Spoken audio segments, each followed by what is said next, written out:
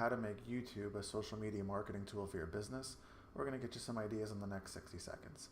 First of all, YouTube is the #2 search engine in the world, and it's owned by Google. So you want to use that if you want your business to rank in Google, and of course you want your business to rank in Google and other search engines. Second of all, video is now the medium preferred by everyone.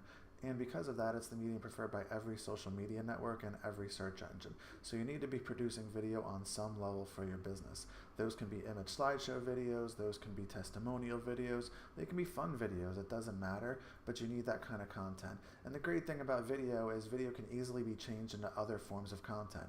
Right on YouTube, they have a transcription program, so you could do a 5-minute video or a 1-minute video perhaps, and go ahead and get that transcribed into a blog post and some quotes and turn those into graphics, and all of a sudden the 5 minutes you invested in that video gave you 15 pieces of content.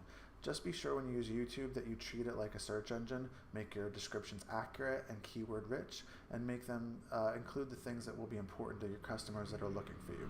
Time's up, but if you have more questions, we do have a downloadable cheat sheet you can use to get the most out of YouTube. We'll make sure to put the link in the comments. Hope it helps.